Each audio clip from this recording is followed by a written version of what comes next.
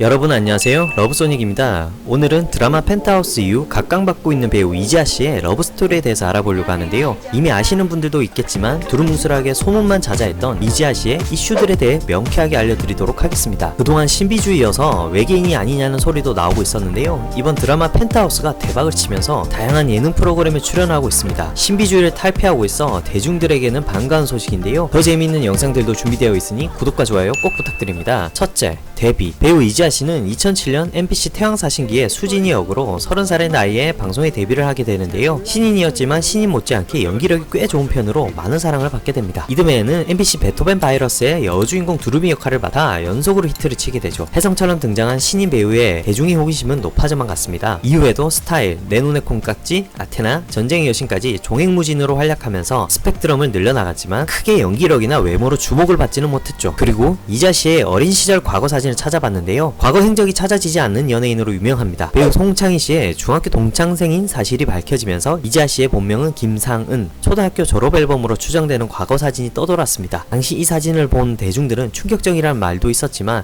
제가 보기에는 크게 다를 바 없어 보이네요. 어린 시절부터 이목구비도 뚜렷하고 굉장히 성숙해 보이면서 여성스러운 분위기가 느껴집니다. 이번 사진은 좀 더 어린 시절입니다. 너무 귀엽고 예쁜 모습이네요. 둘째, 희대의 스캔들. 그랬던 이지아씨가 전국을 뒤흔든 스캔들의 주인공이 되는데요. 상대는 바로 문화 대통령 서태지 씨였고, 심지어 교제 중이라는 보도가 아니라 이미 1997년 10월 혼인 신고를 했고 2006년 별거를 시작해 2011년 이혼했다는 상상도 못할 스토리였죠. 당시 그녀는 어린 시절이었지만 믿음과 희망으로 사랑을 했었고 그 나이에 가져야 할 소중한 많은 것들을 포기해야만 했지만 단 한 번도 그 사랑에 대해 가슴이 아닌 머리로 계산한 적이 없었다 라고 신경글을 남기기도 했었는데요. 1993년 서태지와 아이들이 미국 공연을 했을 때 만 15세였던 이지아씨는 언니의 소개로 서태지 씨를 만났으며 편지를 주고받으면서 연애를 시작했다고 합니다. 잠시 여기서 이지아씨의 언니가 대체 누구냐고 궁금해하시는 분들도 계신데요. 이지아씨의 언니는 가수 구준엽 씨와의 열애를 한 적이 있다고 보도된 적도 있었죠. 여기서 구준엽 씨가 서태지 씨를 소개시켜 준 것이다 라는 추측이 나오고 있습니다. 그리고 1996년 서태지와 아이들이 해체한 뒤 서태지 씨는 미국으로 건너가 97년 이지아 씨와의 비밀 결혼을 했는데요. 당시 혼인신고에서는 두 사람 다 본명인 정현철, 김상은으로 나왔다고 하네요. 그러나 2년 7개월의 결혼 생활 이후 2006년 이지아 씨 측에서 이혼 소송 후 2011년 위자료 청구 소송을 하면서 세상에 알려지게 되었죠. 청구 소송액은 55억이었는데요. 그리고 나서 2011년 4월 당시 서태지 씨 측은 공식 발표를 통해 1997년 10월 12일 미국에서 둘만의 혼인신고를 마치고 부부로서의 생활을 시작했으나 시간이 지나면서 서로의 성격과 미래상이 많이 다르다는 것을 알게 되었고 인정하게 되었다. 그 후 2년 7개월 만인 2000년 6월경 양측은 별거를 시작했으며 결국 헤어지는 수순을 밟고 다시 각자의 삶을 살게 됐다고 공식적으로 밝히기도 했습니다. 이 짧은 문구에는 얼마나 많은 그들의 이야기가 담겨져 있을까요? 셋째,